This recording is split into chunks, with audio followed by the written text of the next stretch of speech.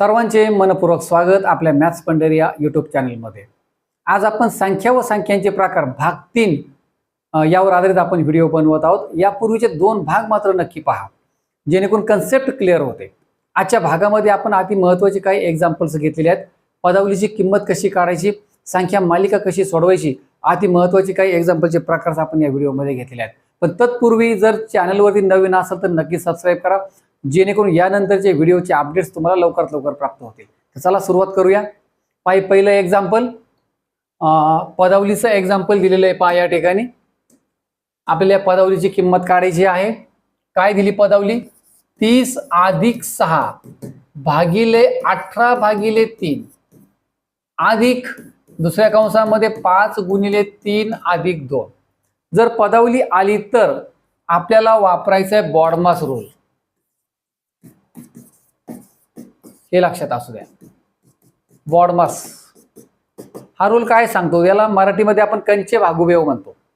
पहा, बी म्हणजे ब्रॅकेट कंस, हे लक्षात घ्या। ओ म्हणजे ऑफ चे, डी म्हणजे डिव्हिजन, एम म्हणजे मल्टिप्लिकेशन, ए म्हणजे ऍडिशन आणि नंतर सबट्रॅक्शन।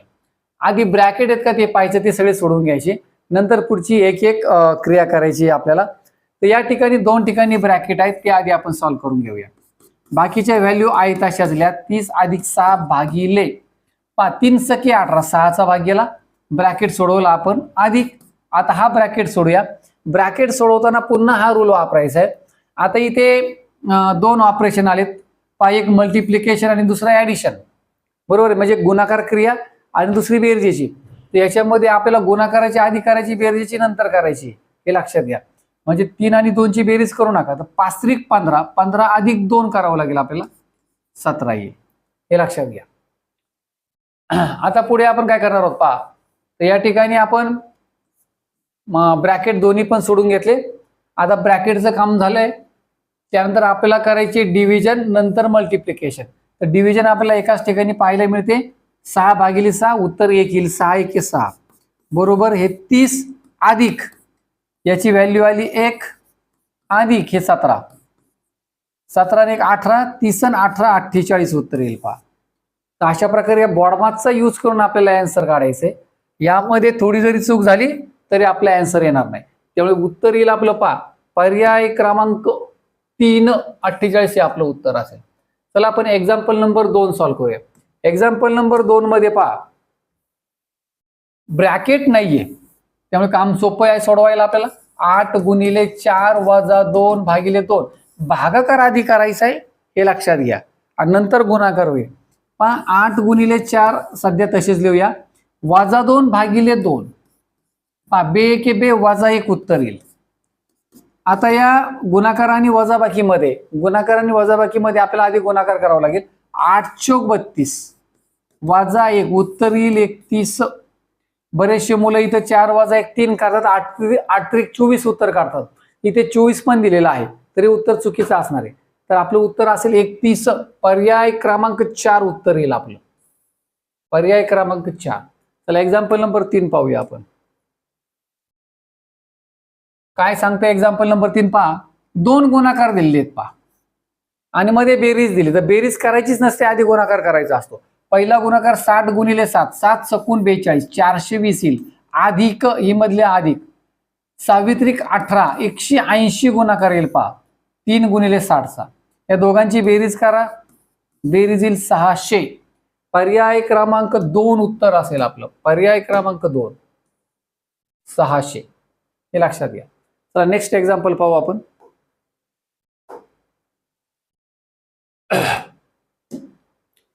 2 - 3 पुढची पदावली पहा, +4 भागिले 3 × 3 - 2 ही पदावली दिली, व्यवस्थित मांडणी करूया। याच्यामध्ये ब्रॅकेट नाहीये, म्हणजे आधी आपल्याला डिव्हिजन करावे लागेल बॉडमास रूल प्रमाणे। बॉडमास डी म्हणजे डिव्हिजन, मल्टिप्लिकेशन, ऍडिशन आणि सबट्रॅक्शन। आधी आपल्याला डिव्हिजन करायची, मग 4 ला तर काही 3 ने भाग जात नाहीये, फक्त आपण मांडणी करूया।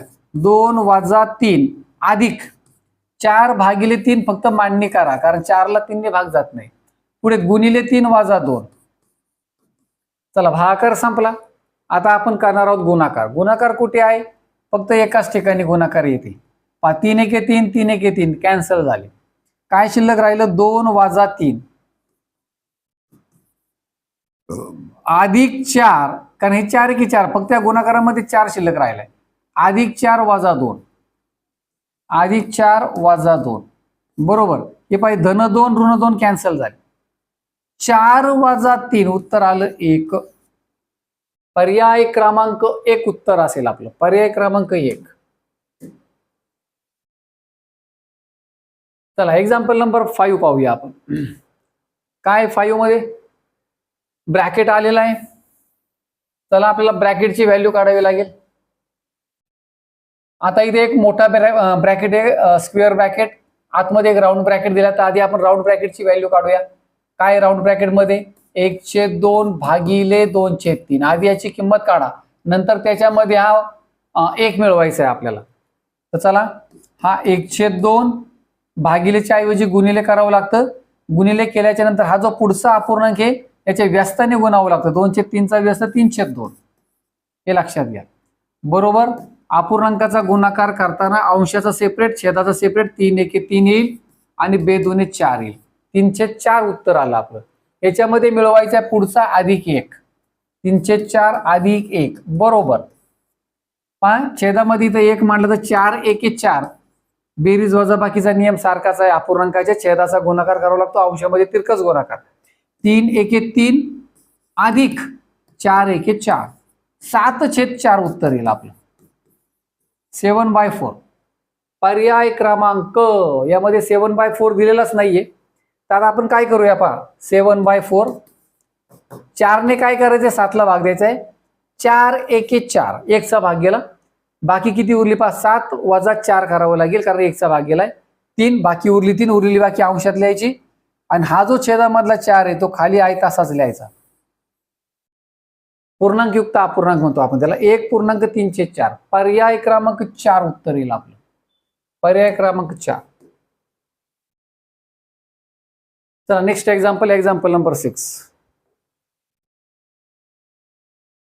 सॉरी या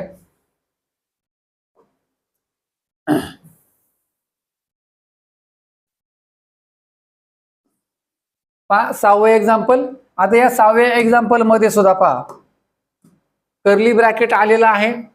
त्याच्यानंतर स्क्वेअर ब्रॅकेट नाही, एक राऊंड ब्रॅकेट आहे. 2 राऊंड ब्रॅकेट आहेत. तर आपण काय करूया? आधी कर्ली ब्रॅकेट सॉल्व्ह करूया. हा कर्ली ब्रॅकेट पहा सुरुवातीलाच इथून तर इथपर्यंत पहा 2 कंसात 18 वजा 3 ब्रॅकेट पूर्ण 18तून 3 गेले. या ब्रॅकेटमध्ये ब्रॅकेट आहे त्यामुळे आतला ब्रॅकेट अगोदर सॉल्व्ह करा. 18तून 3 गेले 15. मग या कर्ली ब्रॅकेटमध्ये हा 2, या कंसाची किंमत आली 15. 2 आणि हा कंस याच्यात गुणाकार आहे हे लक्षात घ्या. 15 दुने 30 उत्तर आलं आपलं. आता कर्ली ब्रॅकेट ओपन करा. याची व्हॅल्यू काढली आपण, किती आली? ती 30 आली हे लक्षात घ्या. म्हणजे इथपर्यंत आन्सर आलं 30. पुढे आली बेरीज प्लस. आता हे 5 या कंसाला गुणले 12 वजा 7ला. आता या कंसाची किंमत काढा. 12 मधून 7 गेले 5. आता आधी हा गुणाकार करावा लागेल, नंतर बेरीजचा विचार करूया आपण. 30 अधिक 5 5 25 उत्तर आले 55. 30 अधिक 5 करू नका, बेरीज आणि गुणाकारामध्ये आधी गुणाकार करावा लागतो बॉडमस रूल प्रमाणे. त्यामुळे 25 येतील, नंतर 30 55. पर्याय क्रमांक 4 उत्तर येईल आपलं. पर्याय क्रमांक 4. चला नेक्स्ट एक्झाम्पल.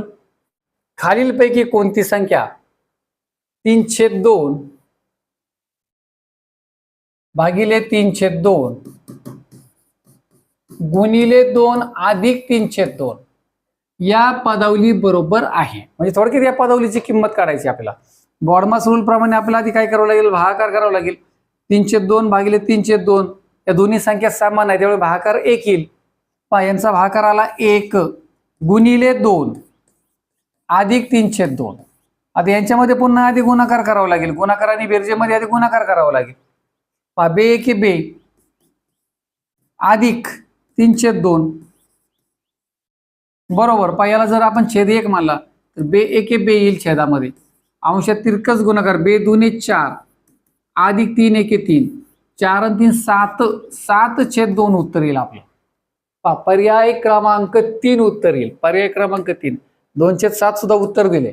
त्यामुळे काळजीपूर्वक एक्झाम्पल सोडून पर्याय रंगवायचा असतो.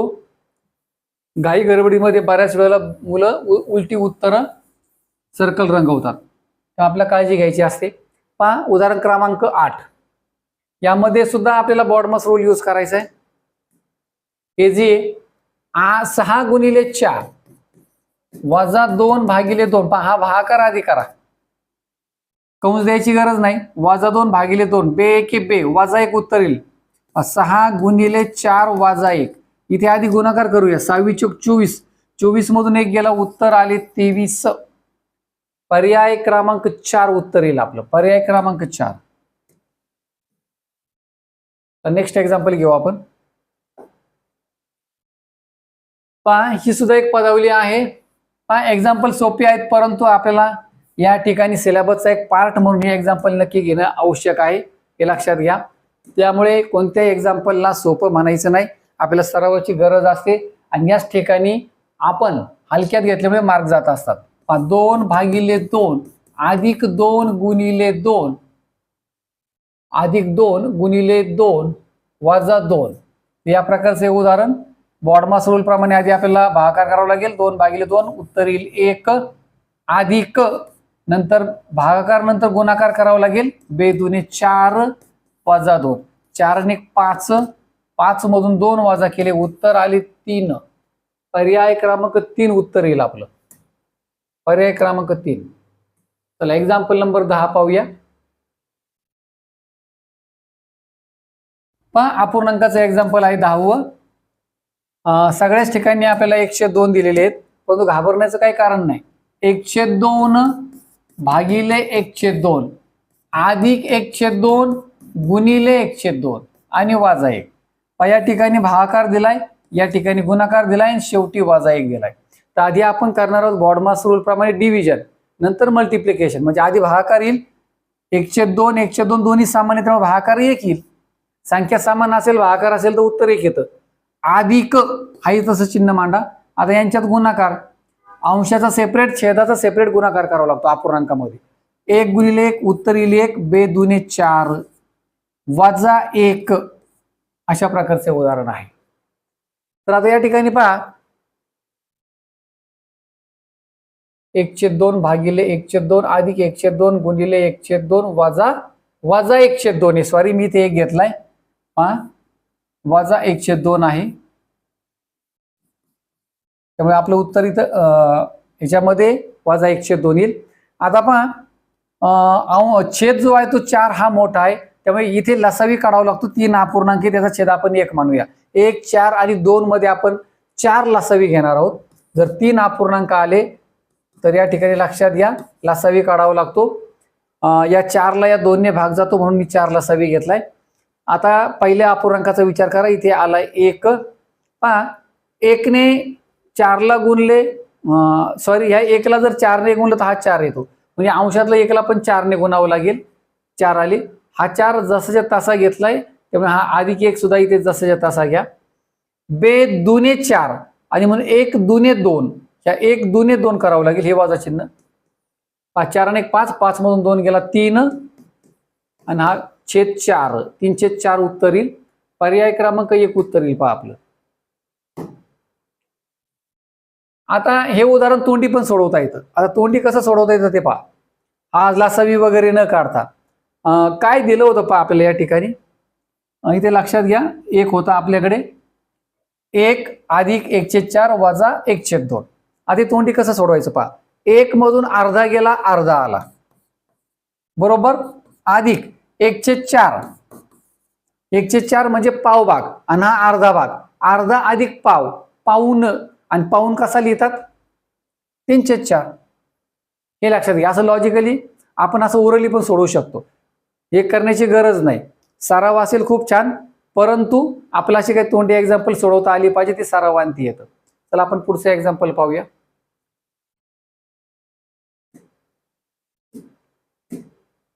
एक घड्याळ दर तासाला 5 मिनिटे मागे पडते. सकाळी 7 वाजता हे घड्याळ बरोबर लावले. जेव्हा या घड्याळ दुपारचे 12:30 वाजल्याचे दिसले तेव्हा खरे किती वाजले असतील? एक घड्याळ आहे दर तासाला 5 मिनिटे मागे पडते. सकाळी 7 वाजता हे घड्याळ बरोबर लावलं, परंतु जेव्हा या घड्याळामध्ये दुपारचे 12:30 वाजलेले दिसले, कोणतं? मागे पडणारं घड्याळ. जेव्हा त्याच्यामध्ये दुपारचे 12:30 वाजल्याचे दिसले तेव्हा खरे किती वाजले असतील? कारण दर तासाला 5 मिनिटे मागे पडते. तर अशा प्रकारचं एक्झाम्पल इंटरेस्टिंग आहे. त्याच्यामध्ये आपल्याला काय करायचंय, थोडेसे आपण आता 2 प्रकारचे घड्याळ घेणार आहोत. एक पहिलं घड्याळ की जे मागे पडतंय आणि एक दुसरं घड्याळ घेऊ की जे ॲक्युरेट चालतंय. बरोबर आहे? या दोघांची तुलना करून आपण हे एक्झाम्पल सोडवणार आहोत, हे लक्षात घ्या. तर 2 भाग करूया. पहा, मागे पडणारे घड्याळ, मागे पडणारे घड्याळ हा पहिला भाग घेऊया. अंशामध्ये या किमती लिहूया. आणि दुसरं घेऊया अचूक चालणारे घड्याळ किंवा वेळेवर चालणारे घड्याळ. अचूक चालणारे घड्याळ असे आपण 2 भाग करूया.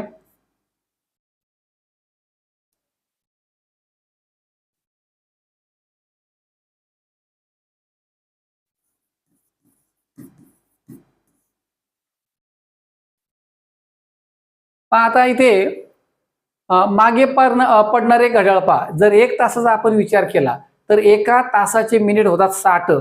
अचूक चालणारं घड्याळ जेव्हा 60 मिनिटे चालेल तेव्हा मागे पडणारं जे घड्याळ आहे तेव्हा ते 55 मिनिटे चालणार आहे, कारण 5 मिनिटे ती मागे पडते एका तासाला. 60 मिनिटाला 5 मिनिट ती मागे पडते, हे लक्षात घ्या.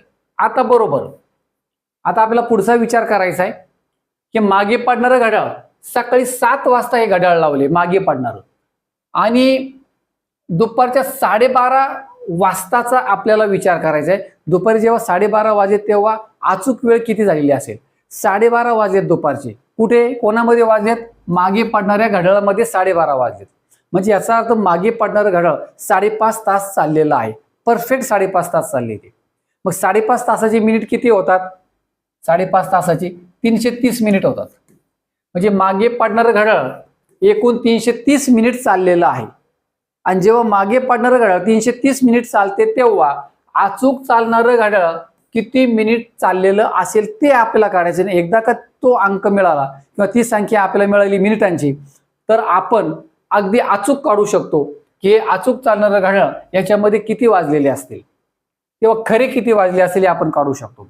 तर आपण इथे मानूया एक्स, एक्सच्या अपोजिटला 55 आहे. 55 ने भाग द्या आणि या उरलेल्या 2 संख्या आहेत त्या अंशामध्ये घ्या. 60 गुणिले 330 आपल्याला उत्तर येऊन जाईल. 11 ने भाग देऊया सुरुवातीला.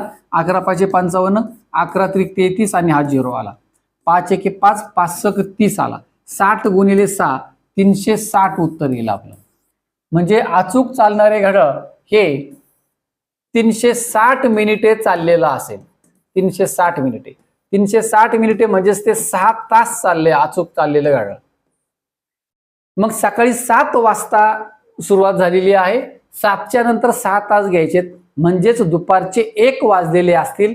कशामध्ये? जे घड्याळ अचूक चालले त्याच्यामध्ये. म्हणजे खरे किती वाजले आहेत? मग 1 वाजलेले आहेत. पर्याय क्रमांक 3 उत्तर असेल आपलं. पर्याय क्रमांक 3 हे लक्षात घ्या. 1 वाजलेले असेल दुपारचं. इंटरेस्टिंग आहे. अशा प्रकारचं एक्झाम्पल बऱ्याच वेळेला परीक्षेमध्ये विचारलं जातं, तेव्हा थोडासा सराव करायचा आहे. नक्की मला असं वाटतं सरावांती तुम्हाला नक्की येऊन जाईल. चला पुढचा प्रकार पाहूया. 12वंच एक्झाम्पल आहे. ठीक आहे. एक्झाम्पल नंबर 12 पहा. 5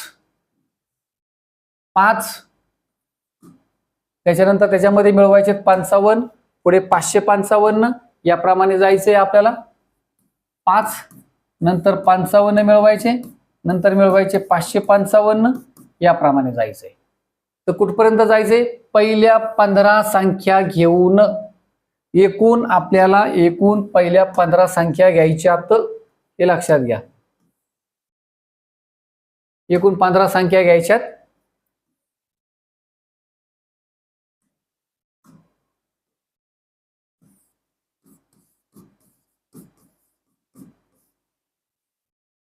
आणि बेरीज करायची आपल्याला.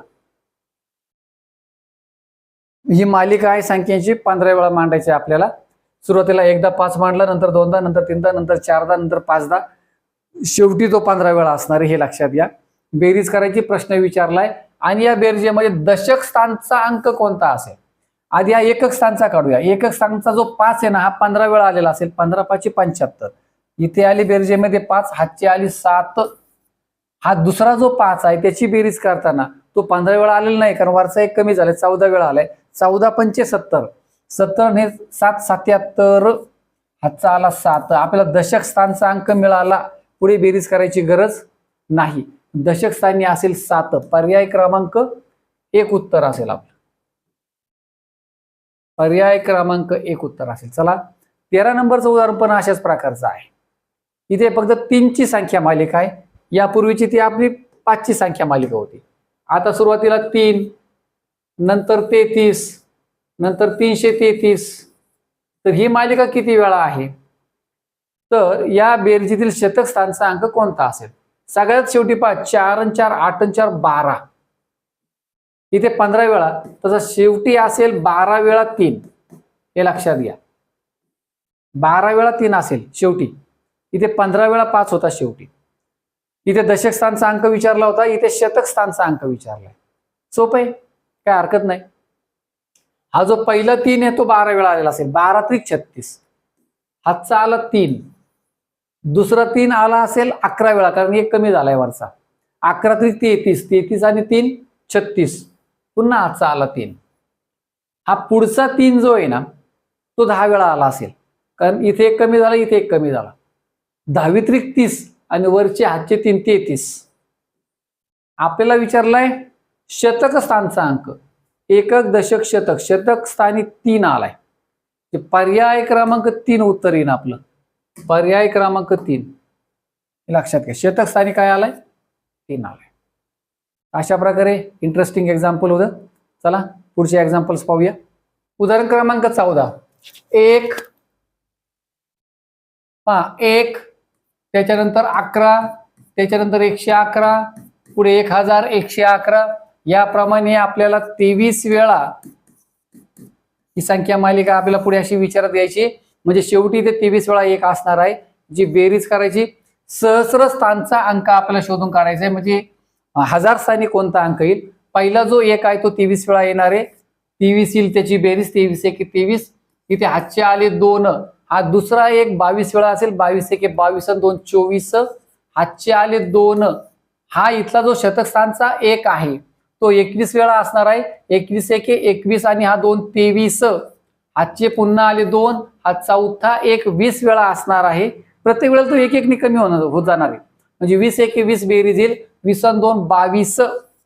हातचे आले 2. आता पुढे जायची गरज नाही आपल्याला. सहस्र स्थान म्हणजे 1000 स्थानचा अंक आपल्याला मिळाला, तो आहे 2. पर्याय क्रमांक 2 उत्तर येईल आपलं. पर्याय क्रमांक 2. चला 15 नंबरचं एक्झाम्पल पाहूया आपण. इंटरेस्टिंग आहे 15 नंबरचं एक्झाम्पल.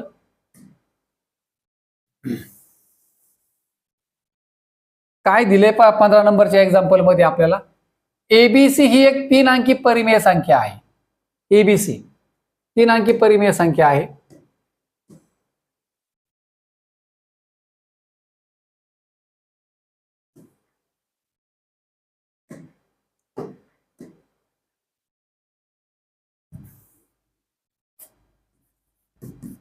ही एक 3 अंकी परिमेय संख्या आहे.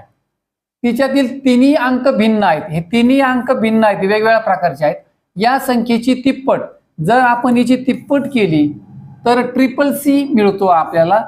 सी सी सी म्हणजे तिन्ही अंक समान आहेत. अशा प्रकारची एक संख्या आपल्याला मिळते की जिचे तिन्ही अंक समान आहेत.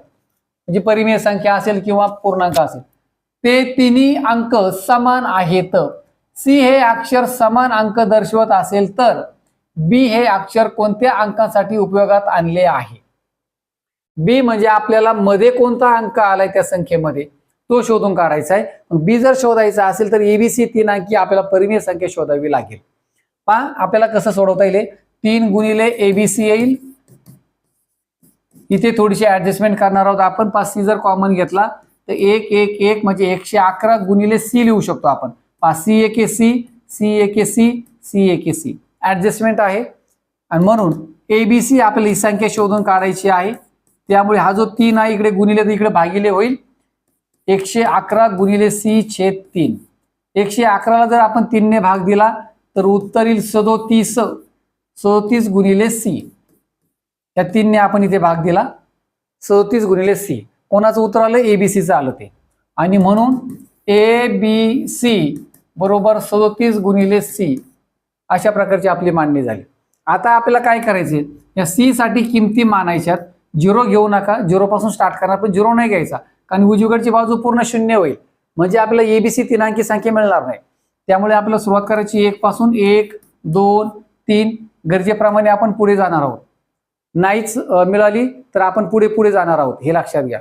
सुरुवातीला जर आपण इथे 1 वापरला 34 1 37 मिळतील आपल्याला. ही 3 अंकी संख्या नाहीये म्हणजे 1 येणार नाही. नंतर आपण 2 जर घेतला 37 दुने 74 येतील. ही सुद्धा 3 अंकी संख्या नाहीये त्यामुळे 1 पण येणार नाही 2 पण येणार नाही. आता 3 घेऊया आपण. C ची किंमत जर आपण 3 वापरली तर अशी संख्या मिळायला पाहिजे की शेवटी पण 3 आला पाहिजे इथे 3 अंकी संख्येमध्ये. आता 34 त्रिक किती झाले पहा? 3 त्रिक 9 111 झाले. बरोबर आहे. इथे आपण पाहिलं 34 त्रिक 111. परंतु आता काय सांगितले? 3 अंकी संख्या मिळाली पण इथं ते तिन्ही अंक भिन्न सांगितले, तिन्ही अंक समान आलेत. आणि दुसरी गोष्ट C ची किंमत 3 घेतली ते शेवटी 3 यायला पाहिजे होता. त्यामुळे हे उत्तर आपलं चुकीचं आहे. त्यामुळे हे तिन्ही अंक येणार नाहीत, हे लक्षात घ्या. आता आपण C ची किंमत 4 घेणार आहोत. C ची किंमत जर आपण 4 घेतली इथे 4 टाकले तर किती होतील पहा? 37 गुणिले 4. 4 7 28 हातचे आले 2. 4 त्रिक 12 आणि 2 14 148 आले. परंतु आपल्याला ABC मध्ये पहा 3 अंकी संख्या मिळाली. मग C ची किंमत आपण वापरली 4. C मिळाला इथे शेवटी 8. आपला तो शेवटी 4च यायला पाहिजे होता. त्यामुळे C ची किंमत 4 पण असणार नाही, हे लक्षात घ्या. आता आपण किंमत वापरणार आहोत C ची 5. C ची किंमत आपण वापरणार आहोत 5. ABC बरोबर काय आपल्याकडे? 37 गुणिले C आहे. C ची किंमत आपण 5 वापरूया. 37 गुणिले 5 करा किती येतात? 5 7 35 हातचे आले 3. 5 त्रिक 15 आणि 3 18 185 उत्तर आलं आपलं. C ची किंमत 5 वापरली 3 अंकी संख्या मिळाली ABC आपल्याला आणि शेवटी 5 पण आला. बरोबर आहे. 1 8 5 उत्तर आलं. तिन्ही अंक भिन्न आहेत. C 5 वापरला शेवटी 5 पण आला म्हणजे आपलं उत्तर 185 फायनल असेल. पण आपल्याला उदाहरणामध्ये 3 अंकी संख्या विचारली नाही तर आपल्याला B हे अक्षर कोणता अंक दर्शवते ते सांगितले, ते विचारले म्हणजे B आपल्याला दाखवतोय 8 म्हणजे आपलं उत्तर येईल 8. पर्याय क्रमांक 1 उत्तर असेल आपलं. पर्याय क्रमांक 1. अशा प्रकारचं एक्झाम्पल ऍडजस्टमेंटवर आधारित. आता आपण 16वं एक्झाम्पल पाहूया. पहा x ही 17 ने भाग जाणारी विषम संख्या आहे. x ला 17 ने भाग जातोय, विषम संख्या आहे. आपण त्याची मांडणी करणार आहोत फक्त. x भागिले 17 म्हणजे x ला 17 ने भाग जातो आणि ही विषम संख्या आहे. तर 17 ने निशेष भाग जाणारी x च्या पुढील दुसरी समसंख्या कोणती? याच्यानंतरची दुसरी समसंख्या काढायची. विषम नंतर पहिली समसंख्या 1 च्या फरकाने येते. पहिली समसंख्या आपल्याला दुसरी सम काढायची. पहिली संख्या 1 च्या फरकाने आणि हिच्या नंतरची पुढची समसंख्या 2 च्या फरकाने म्हणजे 1 अधिक 2 आपल्याला 3 मिळवावी लागतील. कशामध्ये? x/17 मध्ये. तेव्हा दुसरी विषम संख्या मिळेल आपल्याला.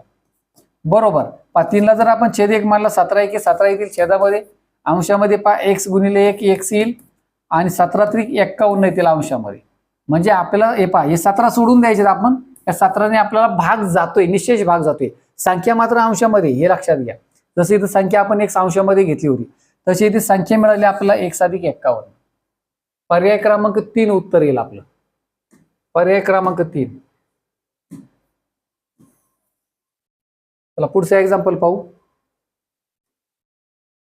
एका संख्येला 4 ने भागायचे होते परंतु काय झाले?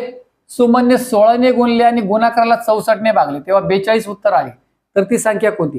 ठीक आहे, 4ने भागायचं होतं परंतु भागलं नाही, तो विषय आपण सोडून देऊया. तर त्या संख्येला म्हणजे एक्सला ती संख्या आपण एक्स मानूया.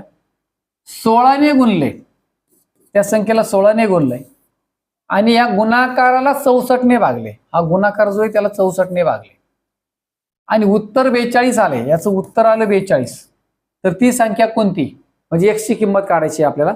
16 एके 16, 16 चौक 64. हा 4 इकडे भागिले इकडे गुणिले होईल आणि म्हणून एक्स बरोबर 42 गुणिले 4, 4 दुने 8, 4 चौक 16, 168 उत्तर येईल आपलं.